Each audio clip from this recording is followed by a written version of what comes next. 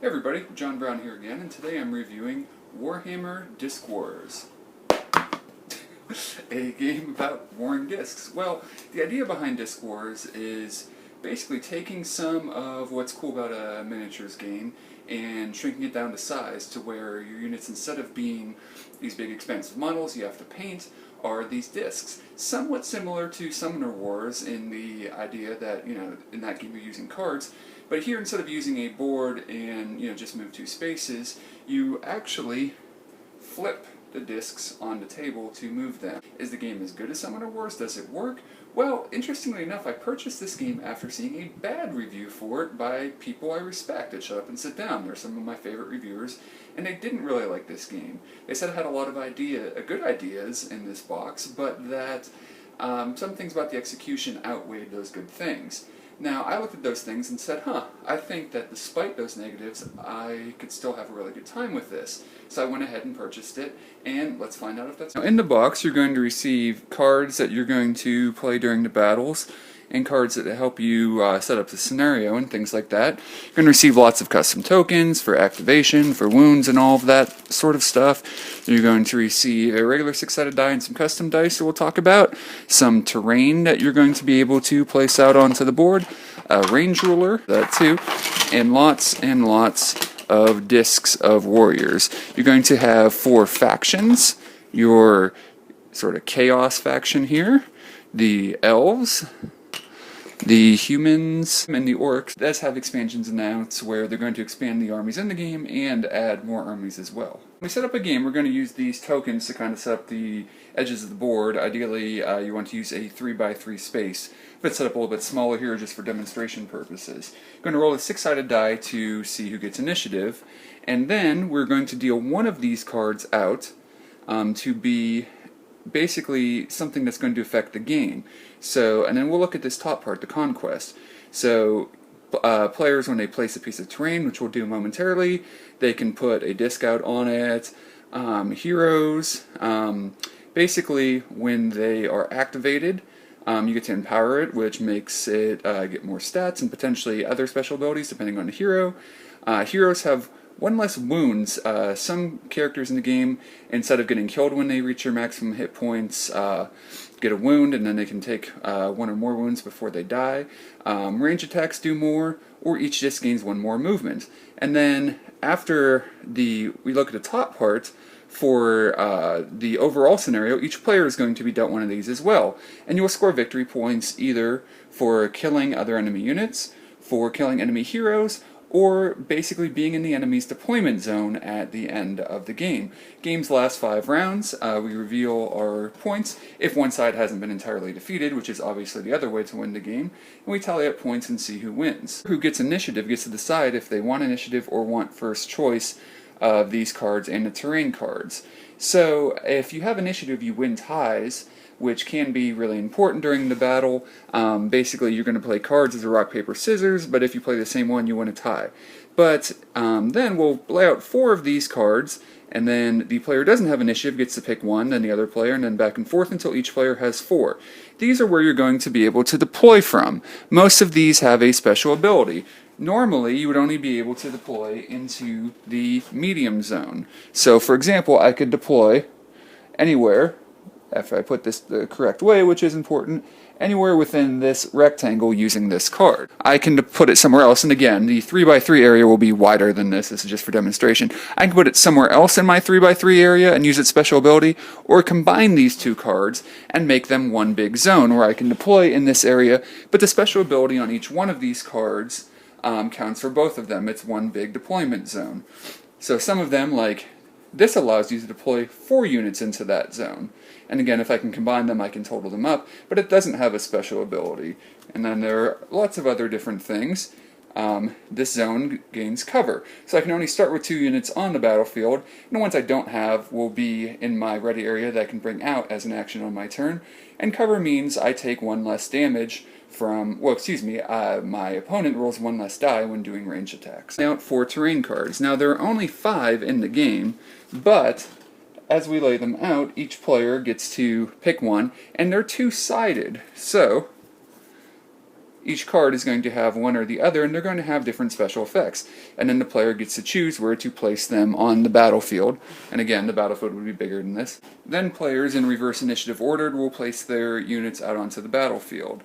Now, these terrains can have lots of different effects. They can provide cover, they can provide protection from impact damage, which is basically damage when you flip over onto another disc. They can stop movement, they can potentially do damage to other players, and then some of them even have other cool special abilities, like the Ruined Windmill here, allows players, if they control it, meaning the only player overlapping it, to deploy units overlapping the Ruined Windmill instead of into their deployment zone. Now, we can have units, if we were playing on this side, as either the humans or the elves, or just one, a combination of the two of them, or just one of them. You can play with a certain number of heroes. The game suggests that you use 2 for a regular game. So I could choose 2 human heroes, 2 elf heroes, or the other side 2 chaos, 2 orcs, or one of each for either side. And a hero is going to have, like this marker here means it can take a wound before it dies. There is its health, there's its attack when it's on top, there's its counterattack when it's on bottom of another disc, how many times it can flip, and heroes have this special symbol, how many cards they get to bring into battle. All the base heroes have 2, so you're going to have a hand of 4 cards to start each round, and they're going to be the same cards every round. And this number here is how many unit points that hero can bring with it. So if these were my 2 heroes, I would have one army with 34 points, another army with 34 points, and then when I deploy these armies, I can deploy them however I see fit. I don't have to keep them separate, and then that'll be the units I have. There are small discs, like I just was showing you there. There are medium discs, and there are large discs. So in an army, I can't have more medium and large discs than small discs. On a turn, my opponent and I will both play a card, and then there are different types of cards. There are bold, steady, devious, and slow. Slow cards are always going to go last, unless there are 2 slow cards and the player with initiative gets to go first. These cards show how many units I can activate on my turn, and then based on which card I play, bold beats steady, steady beats devious, devious beats bold, kind of like rock, paper, scissors sort of thing. So this one allows me to use a disc that has a caster keyword on it to deal some damage. This one allows me to resolve an engagement with a chaos fighter right away. Normally, melee isn't going to happen until all of the units on the board have activated for both sides, or both players have used all of their discs. So, if at the start of my turn, if I had these 3 units out there, and this unit has 5 movements, I can move it to 3, and let's say I eventually landed on another unit, an enemy unit. That would stop my movement there. And then eventually when the melee happens, these 2 would duke it out. I could also bring a unit from my reserve onto the field. And anytime I activate a unit, I'm going to place an activation marker on it so that we can keep track of which units have all activated. And then also on a turn, I can use a focus ability. So those would be 2 activations to bring a guy out, to move a guy like that. And right here, so this one says, remove a wound marker from target disc within short range. So this hero is basically a healer. Now I said melee damage wouldn't happen until the end of the round, when all players have played all of their cards, or everyone has been activated. But something else I can do on my turn, other than move a unit, activate a special ability, or bring a unit out, is to do a melee attack. So here it tells me I have long range, I get to roll 3 dice, and I do 2 damage for every hit. So let's say in this fight, up here, I expect I'm going to lose. I can check, that person's definitely in range, and I can roll the dice to see what happens. A miss side, as you would expect. They have a hit side, they have a critical side. Now the critical side is the same as a hit, except if the unit I hit hasn't been activated yet, I put an activation token on it. So it's kind of like stunning that unit, not allowing to activate, which is cool. It has a chaos symbol, which if the card has a chaos symbol ability on it, it'll trigger that ability. If it doesn't, then nothing will happen. And then there's also a scatter. So the thing about scatter is it'll hit the nearest enemy within short range, as long as it's still within range of my unit. Or the nearest unit, I should say. It could be my own unit. So if my enemy had units next to each other up there, scatter would likely hit one of his guys. However, in this situation, I would actually hit my own player if I got this scatter roll. There are weapons whose range say siege. They can hit any other unit on the battlefield. The thing is, though, regular hits don't count as a hit. Only critical hits and scatters actually take their effect, or potentially a chaos effect. Now, down here, if I roll 2 or more X's, I actually take a wound on myself. I've had this unit kill itself, so just a little interesting thing using technology sometimes can backfire. Lots of different cool abilities in the game. So flying allows them to go over terrain or units without taking the effect or engaging them. Frenzy allows this unit to attack all the units that it is pinning instead of just one. It's resistant to arcane damage. There's physical and arcane damage in the game right now. It basically takes half damage. And if it deals an enemy a wound, it deals that enemy another wound. So this guy can kill hero and powerful units pretty effectively, although it does cost 15 points, which is almost half an army. So there are lots of different abilities. Flank is a cool one. It allows you to begin the game basically on an edge of a board, anywhere on an edge of a board except in the other player's deployment zone, which is a pretty interesting thing. And it also has that impact where it lands on something, it does damage instantly. So maybe this 4 attack wouldn't be enough to kill a unit, but when it lands on it, it deals 2, so when the melee phase happens, it could kill it. So, and Swift is another cool ability, and it allows you to attack first. So showing the black axe here means when it is the attacker, it attacks first. However, when it's empowered, it also has Swift when it's counter-attacking.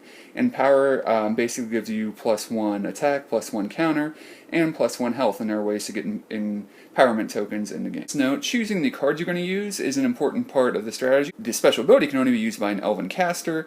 There are special tokens you might be able to put out, like for this spell, allows you to reduce every damage source on a character, which is pretty cool. But again, you have to have an elven caster, and if that character dies, then basically all this card does is activate 3 units. But there is a good bit of strategy into which cards you're going to take into battle as well. First, let's talk about the negatives, because I said I saw a negative review for this. One, the missile damage can be hugely swingy. You can, take out the best units of the enemy. You can affect every, combat positively, or you can blow your own unit up and do nothing, and it is of no use at all. So although it's very swingy, I don't think it's terrible. But it can be something that I could see being annoying potentially. The special scoring objectives, there's only 3 different ones, so that's kind of neat. There's a lot of information on the cards too. There's a ton of special abilities and effects and a lot of different units on the field. And with that much information and the rulebook written the way it's written, Fantasy Flight, game companies in general, stop doing the beginner game and then the full game and then the stuff you didn't fit anywhere at the end.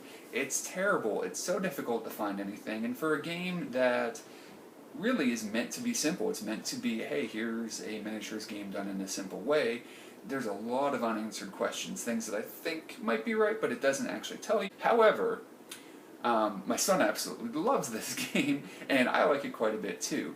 That idea of building your armies and figuring out all of these heroes have cool abilities, which ones do I want? Do I want to, combine that, do I want to have one type of unit? Do I want my heroes to play off each other? Do I want to play them more as 2 separate units? Do I want to play aggressively? Do I want to sit back and use archery? Because there is a lot of different special abilities and things, building your armies and how you play the game really does become, in my opinion, an enjoyable experience. You have to accept there's going to be a certain amount of chaos with the range damage and stuff like that. You have to accept that, you might have to think about what everything is going to do and potentially do, but that does allow for a lot of reacting to what's going on. There is those moments too where you're flipping the discs, and if you're playing this on a regular table, the discs do tend to slide. It's a little bit tricky. It's better if you're playing on like a playmat or a cloth surface. My son and I were actually playing on a carpeted floor when we were playing the game. It worked pretty well.